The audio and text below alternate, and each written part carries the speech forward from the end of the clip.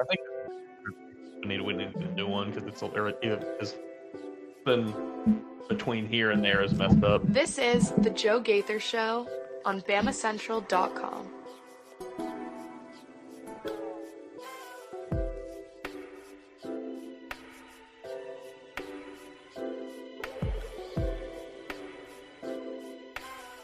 Good afternoon, Tuscaloosa, Internet World, West Alabama. How we doing today on this Monday? This is the Joe Gaither Show right here on Bama Central and BamaCentral.com. You're checking us out on the Bama Central YouTube channels. We appreciate you doing it right there. Or you're checking us out on my own social media machines at Joe Gaither6. You can find me on Facebook, on Twitter, on YouTube, wherever you like, at Joe Gaither6. And we are here to break down. Oh my gosh, is it going to be a happy Monday, Mason Woods? Seems like it's pretty happy Monday. Absolutely. Follow my friend Mason Woods, joining me on this show at MAWoods_. And we want to talk about homecoming. We want to talk about this past weekend's game, 34-0. The Alabama Crimson Tide took it to the Missouri Tigers. Are you happy? Are you back involved? Are you back on board with Coach DeBoer? What's the what do you think about the recent success? I mean, obviously, very, very recent. You bounced back into the win column. You had lost 2 of your last 3, but now it's 2 of 4. I felt good about the game. I think obviously getting the shutout, we kind of talked about this a little bit. I think that's big for confidence moving forward. I still have some holes to poke in it. How good was the defensive performance, or did they just play Drew Pine? We'll get into that a little more as we kind of get it further into the show, but I think there's still some question marks there that need to be answered. I think, we played a Missouri team that we already knew was maybe not as strong as their record indicated. And then they were weakened even further by losing their quarterback. So, I think LSU still poses a big threat, but they got the bye week. So, maybe they can get prepared. Absolutely. So, Mason, let's get into it. Let's talk about the 34-0 victory. Alabama puts the shutout on Missouri. Eli Drinkwitz, you need to wash your mouth out with soap, young man. Yeah, that was crazy. Very, very vulgar language from the Missouri coach. That from old Dre?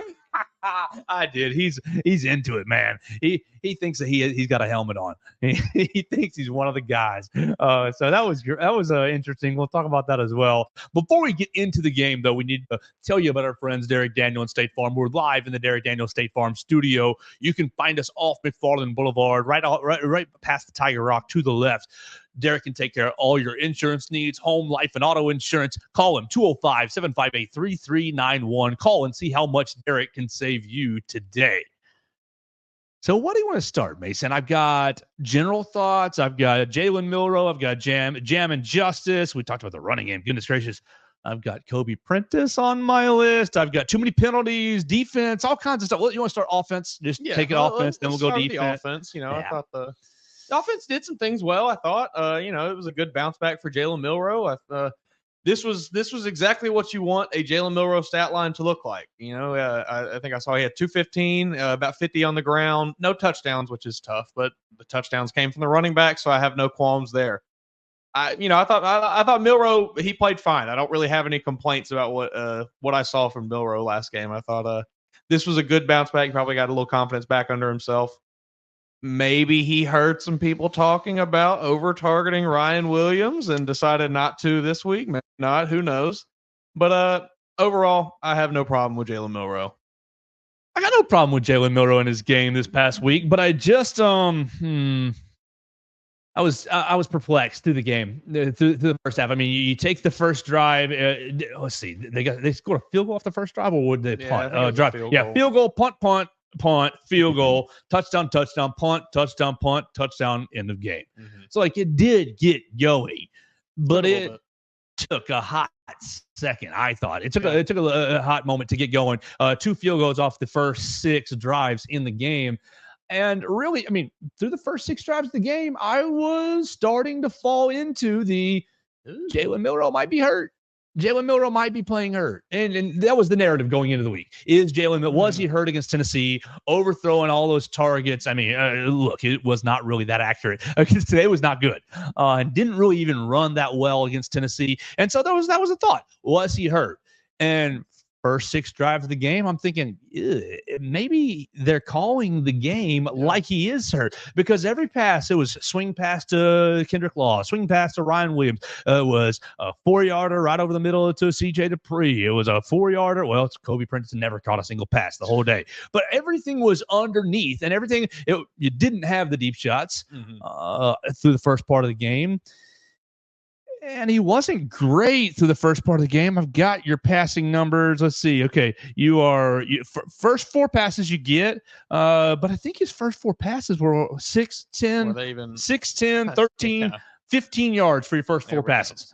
Okay, you miss the next 2, and then you go 17 yards total. 17 and 5 is 23. So like you completed like 7 passes for 23 yards, and we're not going anywhere. Yeah.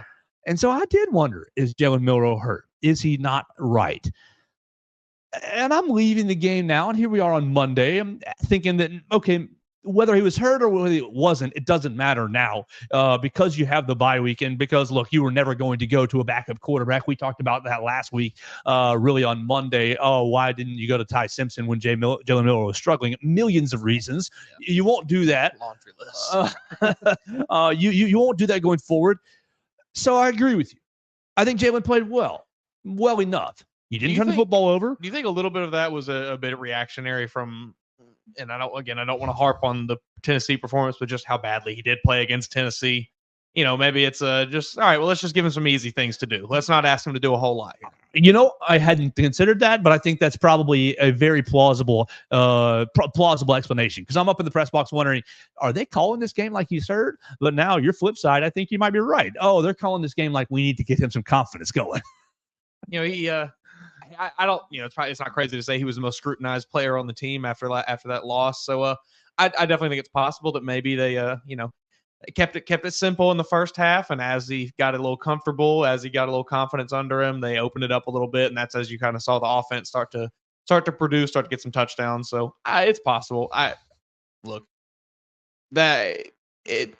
It's not crazy to think that he maybe is just inaccurate, but I'll give him the benefit of the doubt, because I thought the second half he played pretty well. You're right. He's not the most accurate quarterback that's ever worn a crimson jersey. Sorry, you're not Bryce Young, but you're still really, really, really good. Well, you maybe Tua might have a case there. Oh, yeah.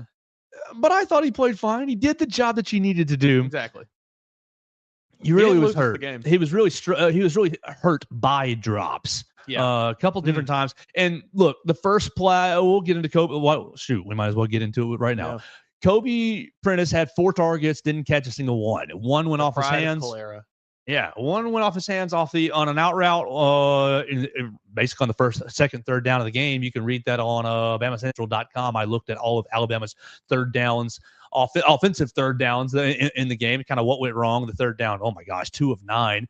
So it was a small film project, only 9 plays this week, but second, third down of the game, you've got an out route to Kobe Prentice, and it goes right off his hands. And people immediately go, well, Jalen Milroe threw that too far. Jalen Milroe threw it. It went off one outstretched hand. But look at the daggum play again, and you see if you throw it inside well, that Missouri defender might be taking it back for a pick 6. So you're putting it in the only place that Kobe Prentice can make the play. Fast forward a couple third downs later, you get the same exact play call. Kobe Prentice goes from 1 to the outside into 3 on the trip, and they flipped it this time, so his trip's right, and he moves to the very inside slot position and runs an out route.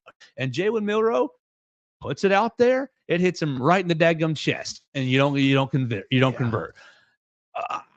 That's tough stuff. You got the one big deep shot of the day to Kobe Prentice again. Couldn't find it. It was just off his fingertips. And that one, okay, I'd say. I got you a little slack there. Of course. You know? Yeah. Ball's up in the air for a long time. You're tracking it, and look, that's a hard play.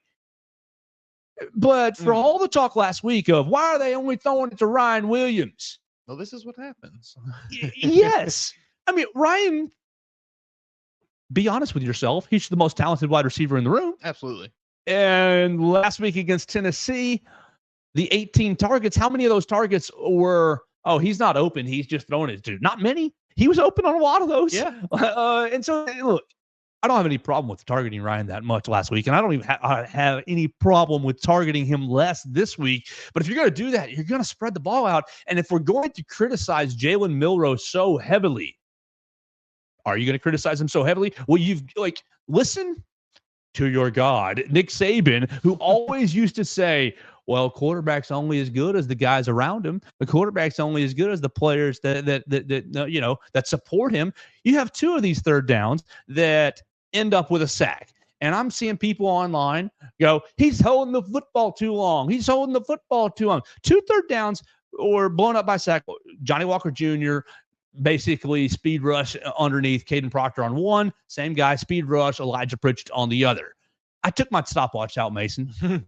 I took my stopwatch out last night. From snap to sack, the first one is 2.6 seconds. From snap to sack is 3 seconds on the next one. And, okay, you say, well, he could have gotten out at 1.8. Give me a break. First, give me a break. But secondly, you also look at the route concepts, and they're not getting open in 2.6 seconds. This is kind of like a reverse Bryce Young, where we were so spoiled by Bryce Young making up for the fact that he maybe didn't have the tier of Alabama talent that we were used to, and he made up for it because he was Bryce Young. We don't have to talk about what he's doing now.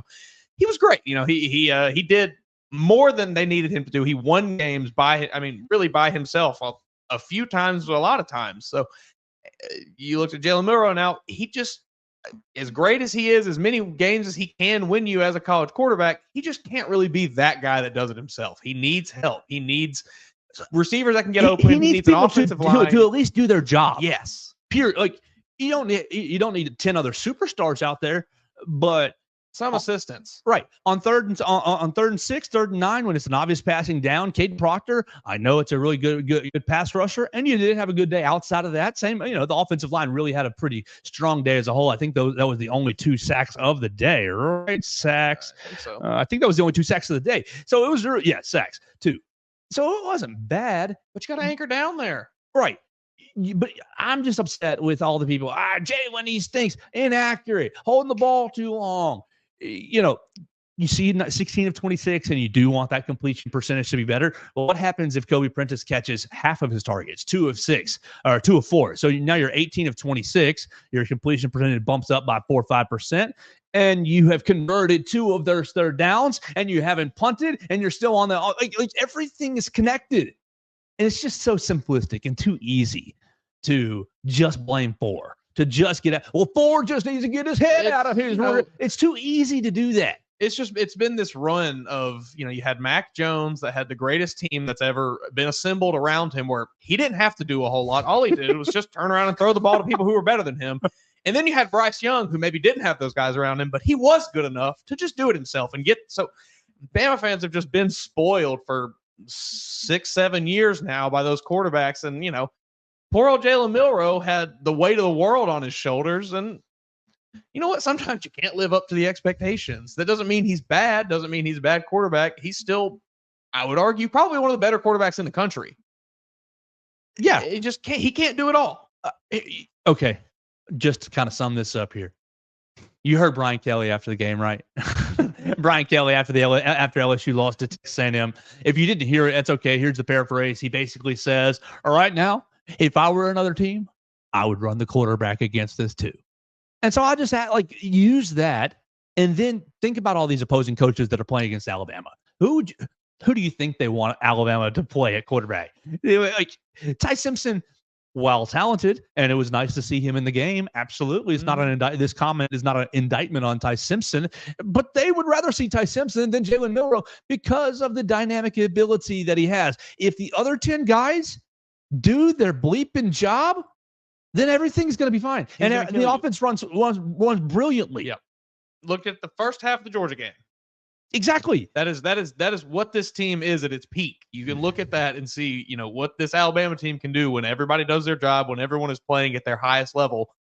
We have not seen that since then, but you've seen glimpses of it. So this team can get there. They just have to find it. And so this was a good game for the offense. And I mean, look, 34 points. People can talk about those first 6 drives and say, oh, it wasn't that good. But don't get caught up in the name on the front of the chest that says Missouri and think that's not a good football team. I know that they haven't beat anybody good really this year, but their defense they entered Saturday as the 7th best defense in the country. You can talk about numbers this and skewed that and schedules that, but even if it's not 7th, even if they weren't 7th, even if it was, inflated because of their competition, that's still a good defense. Yeah. Johnny Walker Jr. will be a draft pick. It'd probably be a second-round draft pick because he's going to be a good little edge rusher. Toriano Pride is going to be a draft pick. You got the young man Khalil Jacobs. He didn't play, but they've got guys on their defense that I think will be playing on Sundays, and so I think it was a really good performance. Yeah, I'm happy with it. I think not only does this, I think, get a lot of the fans off the back of Jalen Milroe and Kalen DeBoer, I think it gives the team a lot of confidence moving forward. The defense, they got a shutout. The offense put up 35 points or 34 points. It's not, you can't turn your nose up at that.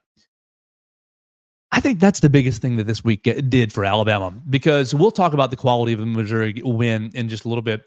But no matter what, are you trading a 34-0 shutout against anyone? Against West Tech University? Against anyone? Yeah. Doesn't matter. That goose egg. That right. means a lot. Yes. And look, I said it on Football Friday. I didn't think Alabama would cover. I thought it'd be right on the line. If you gambled on Alabama, you won your money back. Yeah. Great. You should be happy with that. You want to talk about what I'm really happy about on the offense, though? Okay. Jam and Justice. Yes. J&J getting after it. And look, it wasn't immediate. But hey, it took a minute for try again. Exactly. It's what is it? Law of diminishing returns, but what's that the other way? Like if you just keep going at it, like the first one's going to be 1 yard, the second one's going to be 1 yard, but that fourth one's going to be 18 yards. Look, he lowered.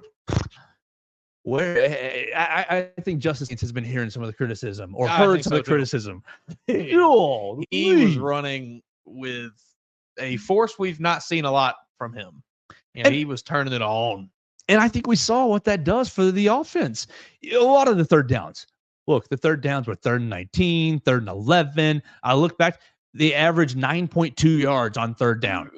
You can't be doing this, Alabama, if you want to be going to LSU next week and winning. Next week.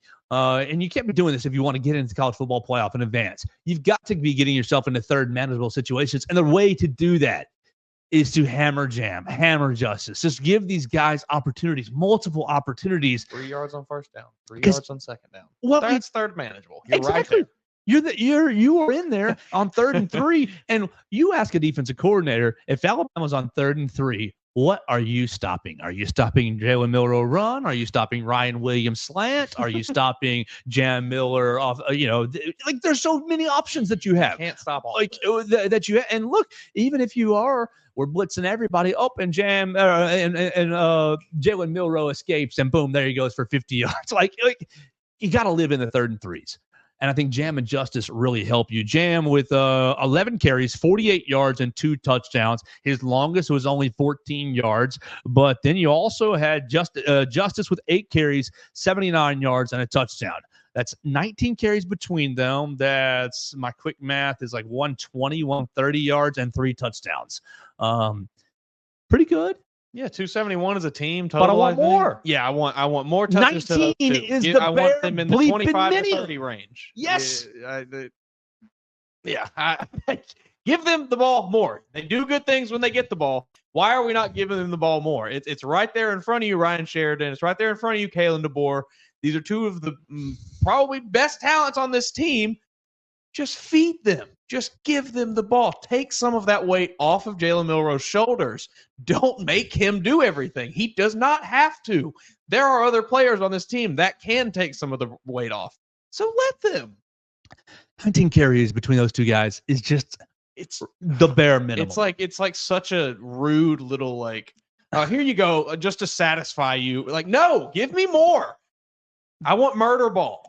Right. You ramp that up another 10. You take it to 25 to 29. Like we're looking at probably 330 yards on the ground as a team. And you're looking at the old Nick Saban adage, make their ass quit. That's what that's how you do it. 80 people lining up to call you on, hey, coach, this week. Coach, I love the way you ran the ball this week. Yes, exactly. And then, not even to mention, the third man busting it up for 62 yards on like his first touch. Richard Young, 3 carries, 63 yards. And obviously a lot of that was on the one play, but it just, it frustrates me because it should be so obvious. And maybe look, the next football play that I call will be my first. Maybe there's something I'm missing. Maybe there's something I'm not getting. And if there is, we invite you to comment right there at Joe Gaither 6 or on Bama Central. Let me know, what am I missing for? I think it's impatience. I think it's, well, we do believe in Ryan Williams. Yeah. We do believe in Jeremy Bernard. We do believe in Jalen Milroe. We're just going to launch that thing. And sure, you can sometimes. Belief is good, but I think overbelief might be a little bit dangerous. And also, like, this is football 101. Like, you get that running game going, that opens up those opportunities for those guys. Instead of Ryan Williams having 4 catches for 60 yards or whatever it is, he's got 4 catches for 120 yards and 2 touchdowns because you hit him for 2 bombs. It's like it just opens up the offense so much more for you to do so many more things when the running game is really rolling. Just got to do it more. Keep hammering the run game. Go to LSU in a week and just put 40 rushes right down their throat. I thought one of these tabs here, comparison, is that it? I thought one of these tabs, penalties. That's what I wanted to get to next. Yeah, penalties. Still. Alabama 6 accepted penalties for 70 yards. Let's just read these off. How many of these are you okay with? How many of these are livable penalties? Number 1, false start. Okay or not? No, sir. That's right off the bat. Holding number 2. This is on Tyler Booker. Holding can be situational. Sure. Iffy. Next one, kick catch interference. Now that one's a tough call because they missed that. Yeah. They missed that call bad. I'm trying to think back to it. I can't even. I thought that the punt hit a Missouri guy in the leg, and everybody started swarming on it. I'm with you. That one's weird too. That one I'll give you. I'll cut. I can give you that one. All right, we got another holding. Next one is holding on Justice Haynes on a Jalen Milroe rush for 7 yards. That one sounds like you probably could have gone without. Yep. You got a personal foul on Kendrick Law. This was on. No. Okay, no, I'm wrong. The kick catch interference was legit. The personal foul on Kendrick Law was on that punt. What that was. Okay. And he was just trying to get involved in scrum. Yeah. I don't have a problem with that one. And then we have the last offensive penalty is a chop block for 15 yards. It was Tyler Booker and Parker Brales for again, kind of another one that can be a weird where it kind of can go either way sometimes. I think, you're trying to make a play there. That's not one where I really have a big issue with. So maybe these penalties aren't that bad. What about the defensive penalty? 1 defensive penalty. So total, it was 7 penalties. Do you remember it? LT Overton called for unnecessary roughness after beating the brakes off of Brady Cook on a dead play that was supposed to be delay of game or false start or something. They don't blow the whistle. Yeah. And LT, I think when I watched it back, I did hear whistles, but no one heard it. I mean, it was basically a live play. LT Overton treated it like a live play, and you should get your head on the backfield. I don't know what to tell you, man. Yeah, this is football. Get in the back, and he. Yeah, Brady Cook got himself beat up that day. So are all these penalties? I mean, some of them are effort penalties. Some of them are just circumstantial penalties. But still, Alabama's got to keep addressing. Got to keep holding here, holding there. You can maybe wipe away 2 of those for it being like it happens. That's a weird call. Some of those I guarantee you didn't have to have, especially what'd you say, Jam Miller, I think got called for when I guarantee Jam Miller did not need to hold somebody on a 7-yard Jalen Milroe scramble. What'd you think about the officials though through the day? And we can talk about specifically the Alabama game, but really on the whole, this season have been horrific. Yeah. And it seems like it's kind of just been a constant trend of the last really like 5 years. SEC officiating specifically has been just on a downturn. Like it doesn't matter whether it's Alabama, whether it's LSU, Texas A&M, whether it's whatever game you wanted to watch this weekend. It's like you can point to it and find weird bad calls that SEC officials make week in, week out. And I mean, really though, it's kind of football as a whole. Even in the NFL, I think this is kind of a pervasive issue. So why? I think a lot of it, at least on the NFL level, I can't really speak to the NCAA as much, but the NFL, I know there is no longer year-round training for referees. That used to be a thing.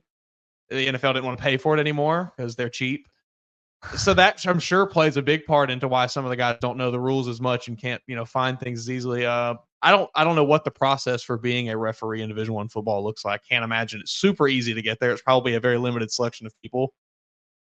But something has to happen because this is an issue, and it's not a small thing. It's a very large scale issue that is affecting a large portion of the college football world, if not the entire college football world. It took a long time what is this? Which one was this? 15 running into the kick. Yeah, all right. This is what I want to talk about specifically. You've got the James Burnett punt that hits the foot of the Missouri player, and all the Alabama players scramble, and Kendrick Law gets himself the unnecessary roughness. There's 2 penalties on this play. First penalty was running into the kicker. 5-yard penalty. Right? So it would only take the 4th and 10 to 4th and 5. It's not going to give you first down, but it took them so long to figure out how, you completely missed the ball hitting the Missouri defender. It should have been an Alabama ball. And I'm not going to sit here and say, Alabama didn't get called. Find plenty of screenshots of it. It's obvious. You missed it. And then you add on to it that you missed what would have been a turnover. We're going to penalize Kendrick Law for going after a turnover. And look, we were critical of Kendrick Law last week as he deserved it, but this week it was not. He's literally going after a live ball. Yeah, he's doing exactly what he's taught to do in that situation. Yes. Tinfoil hat. Is the SEC making a call from Birmingham and saying, "Hey guys, let's slow it down a bit. Let's run a few more commercials. Let's keep these games nice and long. Let's fit in as many ads as we can." Well, the partnership with ABC, we got to make it worth it now that we're in bed. It's certainly a trend, but it took them forever to figure it out. And it went from first, we're just going to accept the 15-yard penalty. They said Alabama declines the running into the kicker. And it's like, why would you do that? And I thought my first thought was, Kalen, what are you doing? Come on. This is not, don't add this to the list this year. And then all the officials huddle up and this, that, and the other. Oh, well, actually, Alabama accepts the running and the kicker and the roughing. And it ended up being like a 10-yard penalty. They repunted from 4th and 20, which I think was the right call had they not missed. What should have happened, it should have been penalty on Missouri for running into the kicker, and it should have been muffed punt, Alabama ball, declines the penalty, 1st and 10, whatever the 30-yard line going in. Total miss. But it's definitely, you're not crazy. There is a very, and I think any fan base would have the same opinion here. It's it's not just Alabama fans complaining about this call. You could ask any fan base in the country of really any team from this all the way up to the NFL. I see it every single time I watch Friday nights when I'm out here. And look, you get some slack. You get more grace. You get more grace on Friday nights. Absolutely, a lot more grace. There's not a lot of money involved. You get a lot more grace. But it's just every single game I watch, I think, did these officials know the rules? Do they know what's going on? And I don't think I'm a football genius. I don't think I know the rules better than, anybody else who watches the game. But it just seems like there's such a disconnect from what they're seeing and then what they legislate. And it seems like it takes them a long time to legislate out some of these decisions. And where do you land on Sky Judge? So I do like referee. As dumb as they are, I do like referees. I think it just adds a certain element. You just need some unathletic guy. Well, some of them are pretty athletic now. You need some guy out there just wading around in a striped shirt in the middle. Maybe he's going to get hit by a receiver running across. Somebody's got to relay the message to the fans from the Sky Judge. Oh, that's what you would have Sky referee at that point. He would, the call on the field is holding, and he'd come over on the speaker, and everybody would cower in fear. Yeah, it'd be Big Brother would come on the TV and holding. That's what it was. But with big old red eyes and horns, with the devil. And with the MLB too, I think they're a big one that has the argument of whether they should have balls and strikes automated. I don't know. I kind of just like that. That's an element of the game. I like a dynamic strike zone for sure. some of this football officiating drives me nuts. There's got to be some sort of better training. Yes, there's got to be a much more rigorous training. Whatever it is, whatever is happening now is very clearly not working. Something else needs to be done moving forward. And I imagine that's going to require them spending some money, so that probably won't happen. But here we are.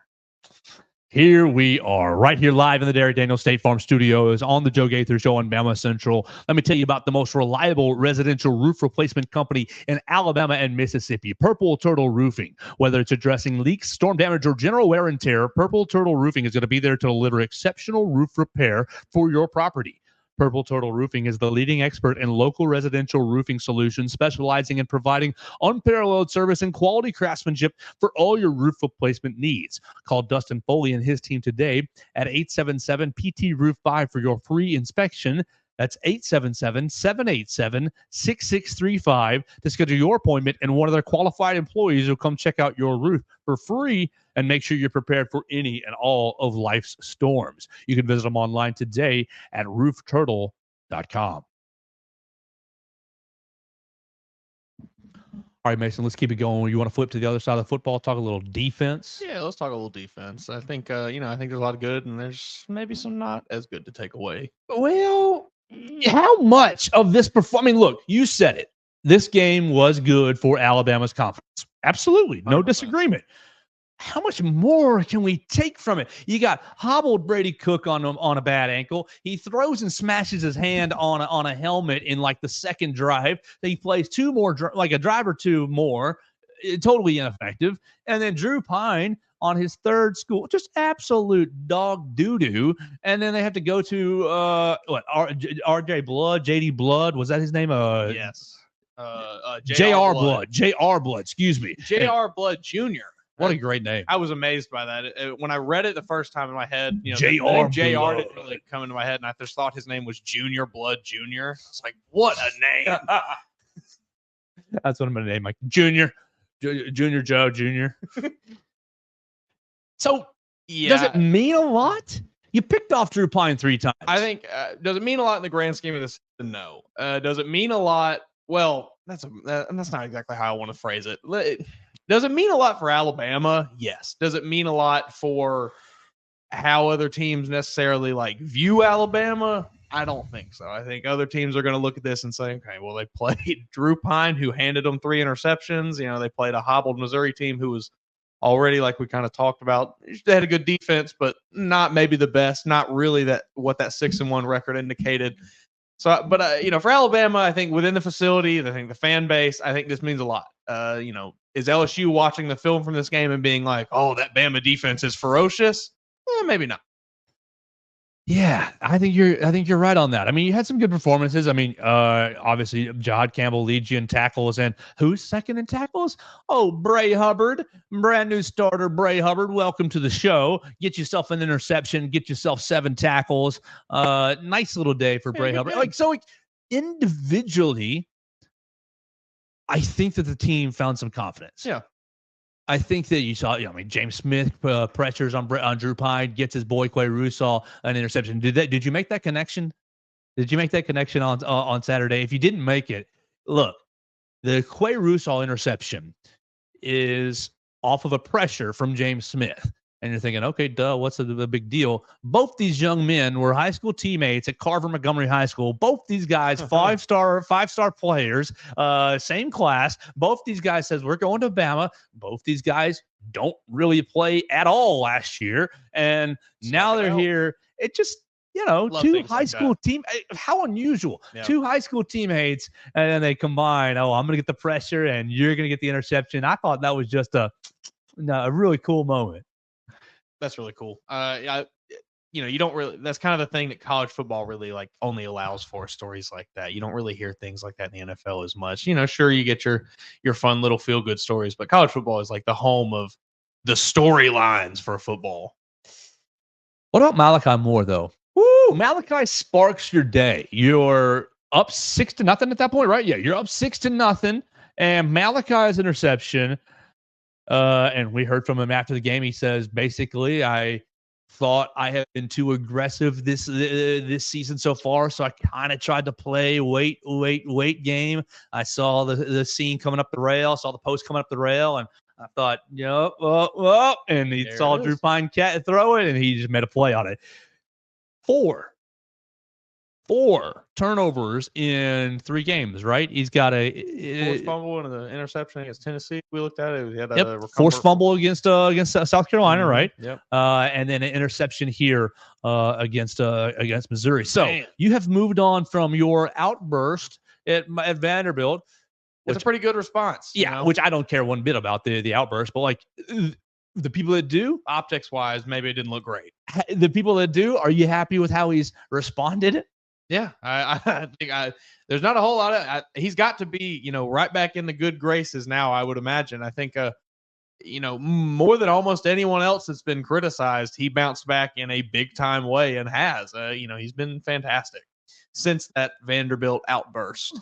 And I think that it was emotional. He is he'd been here fifth year. He is fifth-year player. Yeah, he's one of the most emotional leaders on the team. I'm sure one of the most looked up to leaders on the team. Everybody's always looking to him for answers, I think. And, it's just emotional. You're losing to Vanderbilt. Like, that had to feel pretty bad. Because at that time, we didn't really know that Vanderbilt was quite as good as they actually are. And maybe we can get into that a little bit later. But it happens. I'm not going to hold that. I don't think any NFL team is going to watch that and think he's some, like, menace to society or anything. It's just I got emotional during a bad loss. All right, so let's talk about the most important part that I thought. You're late in the game. You've started subbing guys in. You've got Justin Okoronkwo playing linebacker. You've got, young kid after this, and Missouri's driving. Missouri's down on the goal line, and you get and basically, it's a collective team timeout. Malachi Moore said that he was on the field. He was thinking, oh, are we about to call timeout? Well, I'm confused. Malachi said that there were too many people on the field on that 4th down play. But Kalen DeBoer calls timeout. Everybody goes to the sidelines, and they don't send any young bucks back out there. They said, "Hey, helmets back on." Strap it up. Yes, let's go get this, boys. Exactly. And Tim Keenan whipped the offensive linemen in front of him, just threw him into the backfield, and they stopped Missouri on 4th and goal, preserving the shutout. I love it. Yes. For everybody who's been talking, where's the Bama standard? Yes. Where's the Bama standard? It's right here. Here it is, folks. Kalen DeBoer said, here you go. You want Nick Saban? Here's a little touch of Nick Saban. He said, we ain't going to let you score a point. And look, while Missouri was deficient, absolutely, through the day, I think that moment, and you may say, oh, Joe, you're a salesman and you love great stories. Okay, I accept that. I think that moment is going to propel this team to say, "Oh yeah, we some SOBs. We're going to really be, up your rear end today and make it hard for." I think it's a character-defining moment for the entire defense that says, we've been talking about it. We've been talking about the Bama standard, the swarm defense. We've been talking about imposing our will, this, that, and the other. But now we have a lived experience. We have a lived experience under the Kane Womack system. And I think Kane Womack was he was fired up. Yes, very excited to get that shutout. He's a guy that has a lot of fire about him. We saw the hoodies in the off season, sweating his butt off at practice and stuff. But that was the most I think I've seen him really oh, this guy's feeling it today. And so for Alabama wanting to respond from the Tennessee loss, they had some life in them. It was a slow start, but it wasn't a bad start. It was hey, we were doing, I think offensively it was a slow start, but you played about as well as you could have given a lot of the circumstances, the injuries that you're already dealing with, the players who are dealing with nicks and knocks. I know Jaden Roberts has been dealing with it all year. Yeah. This is going to be a huge week to get healthy. I'm walking away from the Missouri game without too much to complain about. Yeah, I don't think there's a whole. I think the only thing you can really look at this game and say negative is that, oh, well, they played Drew Pine. Sure, whatever. Shutout's a shutout. Shutout means a lot. That is, it doesn't matter who you are playing. Keeping a team from scoring points, which is the main objective of football, that means a lot. That's gonna give you a lot of confidence moving forward. Did you see Caitlin DeBoer, though, get after a player this time? I did see a little bit of that. I saw the clip. All you guys have been, where's the fire, coach? Where's the emotion, Coach DeBoer? Gets in Rock Montgomery's face. And honestly, I don't know. I didn't see the play. I haven't looked at the play before to know what he did wrong. But he ripped into Rock Montgomery and was just in his face. And so, look, he's got to just take a step back, take a deep breath, and realize, hey, things are different under our new coach. But once everything gets established, it's going to probably be okay. Everybody's got to get comfortable where they are in their roles. I think Coach DeBoer, 6-7 weeks in now, is starting to get comfortable, really, as I am the head coach at Alabama. I can operate however I want to. I thought it was a great day, really. You walk away, you got only one bad injury. Oh, man. Mm-hmm. Cole Adams. I was going to say you walked away healthy, but you didn't. Cole Adams, ankle, foot, lower leg, something. Coach DeBoer has not really been specific this year with injuries, but we're down on the sidelines, and we saw him, kind of in a pseudo cast wrapped up down there. So something with the ankle, the foot, the heel, the leg, the lower leg. And so that really stinks because I think I like Cole Adams. Yeah, I think he's he's very consistent. He's been solid. He's a good, he's obviously never going to be the main guy in this offense. I don't think he doesn't really have that skill set, but he is a great kind of auxiliary option within the offense. I think auxiliary is great, and what he has done for you that you're really going to have to replace at this point is return punts. Yeah, that's. I mean, Jalen Mbakwe almost blew a punt this week, and that's something that stood out to me. You've thrown a lot of freshmen back there, and are they talented? Yes, they're talented. And as I said, the next football game that I coach will be my first. I just don't know how I feel about the freshman returning punts. Is this just like a general? Because I feel like you're maybe seeing this trend just in football overall, where it's less about all right, we need a dedicated return man, and it's all right, just throw somebody out there kind of deal. Well, it feels like in the NFL a little bit, you see less of the all right, a return man got paid this season. It's like, well, they're just going to throw some guy from, they're going to throw their wide receiver 4 out there. Yeah, their last wide receiver out there. And, maybe it's just a little bit of it where it's, I don't want to say devalued the punt return, but almost in a way just kind of devalued the punt return to where it's like, okay, this is just a step to get the offense the ball. It's not really. You won't find it devalued if Jalen Mbakwe blows that, muffs that punt and Missouri's on the 10-yard line right there. I do agree. I'm in the camp of it's football. People are going to get hurt. The receiver that you're trying to protect from getting hurt on this punt return could go out on the offense on first down and get hurt. So it doesn't make a difference. Put your good players on the field. Not to say Jalen Mbakwe is not a good player. I think he will be. I think he absolutely will be. Inexperienced. That's my point. Inexperienced. When you are down in Death Valley in 2 weeks and the noise is on 12, the noise is on level 13. The band is playing neck. Bum, bum, bum, bum. Oh. Yeah. Hey. Oh. For anyone that does not know what they say, just go look it up. It's very vulgar, and they will get inside your you can talk neck. Just send you pregame where they do the Wizard of Oz. Oh, you suck. It's just going to get in your brain.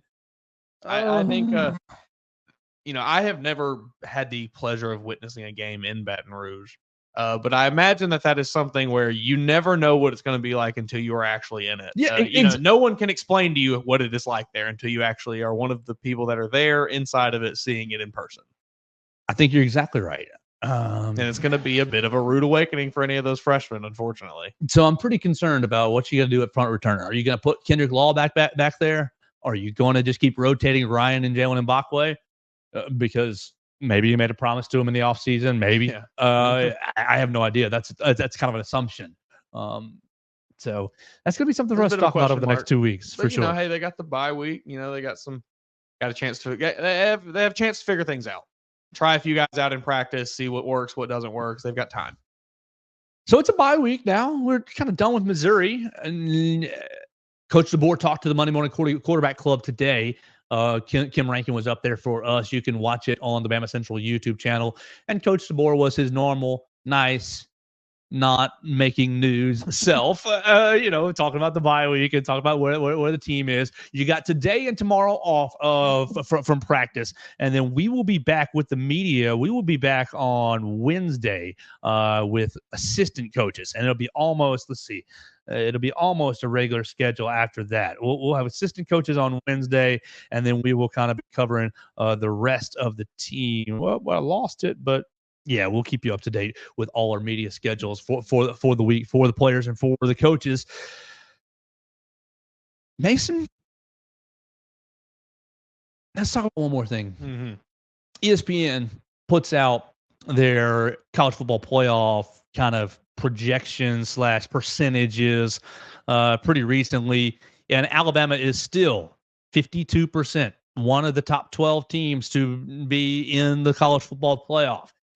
I've got buddies. Oh, there's no way. Favoritism this, favoritism that. Maybe a little Vanderbilt. You lost to Vanderbilt. Vanderbilt, if they did not have one of the hardest schedules in all of college football, is a 9-win team this year. Yes, probably. But then you say, well, they lost to Georgia State. And so it's hard to defend. Yeah. But Vanderbilt's been in every single game, and they're going to end up being a top 35 team, a bowl team. Hell, they might even win their bowl. You've got a really good resume right here, Alabama. Like, that's what I want the Alabama fans to understand here going into the last 4 weeks. Sure. Does it suck to lose to Tennessee and Vanderbilt? Yes. I am not trying to talk you out of those bad feelings. You should be upset about that. You can be upset about that. I am upset about that. Still a little upset. But in all reality, in the new 12-team playoff, when you beat the number 1 team, Georgia Bulldogs, in your home, like, that is such a resume booster. And then that team, Georgia, goes to Texas and wins. And, they'll probably will go into Oxford next week and win as well. And they'll probably be beating Tennessee. They're going to beat the brakes off of Florida this week. That is going to be the best win of the year. For anybody. Sure, Oregon can talk about Ohio State as well, but look, it's the best win, period. And so you are in a fine position. The sky is not falling. Sure, you're probably going to miss out on the SEC championship. But guess what? That's a week that you and your family can go do Christmas card pictures. There we go. Come on, go, get the wife, get the kids, go do Christmas card pictures, and, reconnect with your family, because I know you haven't been doing that over football season. It'll be fine. And then if you've got to that point, if Alabama has beaten these teams that are in front of them, you're in the college football playoff. How do you feel about going to BYU, Mason? That would be. I'm here for it. I would love to see that. The Tide traveling to Provo, that would be amazing. That's if nobody's ever seen it, BYU. That's a gorgeous place to play football. The backdrop of that stadium is immaculate. We've talked all year, really since the college football playoff was announced, how fun is it going to be to have a home playoff game in Bryant-Denny Stadium? Look, that's out the window, guys. You're probably not going to be a top 6 seed, probably top 8 seed that gets in there. You're probably going to be 9 through 11. But still, you can play home invaders, and that's going to be just as fun. Look, you're healthy. You're fine. You're healthy mostly. Obviously, there's some players are injured, but on the whole, you've got a pretty healthy team. You're in a good position for the year. You got LSU team who's coming off a loss that they think that they should have won. I know Brian Kelly's going to want to get this Alabama win, but if Jalen Milroe does anything like it wasn't Taylor Green, Marcel Reed. Taylor Green is Arkansas. Marcel Reed went crazy, 3 rushing touchdowns in the second half after getting subbed in. Well, you're not going to have to sub in Jalen Milroe. He's going to do all that passing and the rushing ability. It's going to be a lot of fun going down to Baton Rouge. So you beat LSU, you beat Oklahoma, who's really reeling. Mercer's a nobody. You can beat them with K. Ruth. And then you've got Auburn at home. Look, Auburn got their first SEC win this past week, and I guess they figured out that Jarquez Hunter is their best player. Yeah, wow. Breaking news. But outside of this LSU game, you take care of business. Then you'll be favored in the rest of these games. And yeah, you're on the road in Norman, but you're playing Auburn here at home, you pretty much make your plans for December 20th. Yeah, you might be traveling to Utah, and that might not be the experience that you thought it was going to be. Oh, but think about how fun it could be. Exactly. Embrace it. Embrace it and say, look, Coach DeBoer, shoot, if you were in the college football playoff going, anyway, if you're in the playoff, Coach DeBoer, well done, A+. Based on all the transition, all the turnover, all the schematic changes, and the schedule itself, if you're in the playoff, A+. Go win the thing. All right, Mason, let's get out of here for the day unless you have anything else you want to chat about.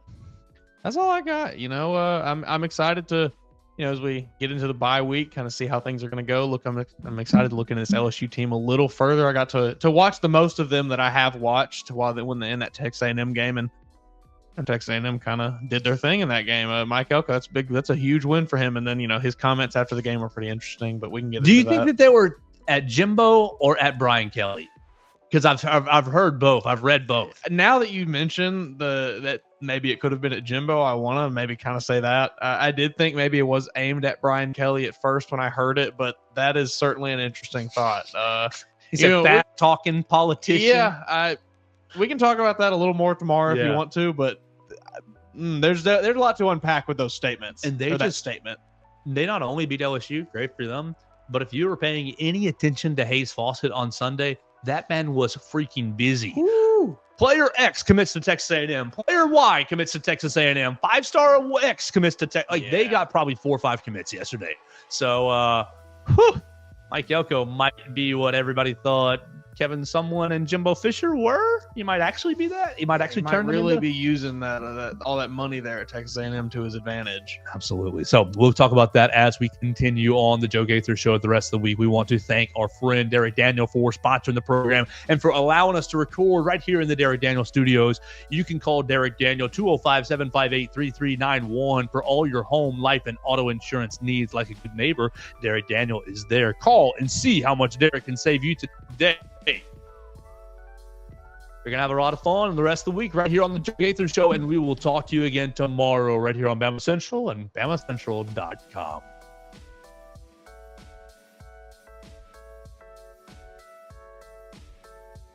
Thanks for joining us on today's edition of the Joe Gaither Show on Bama Central.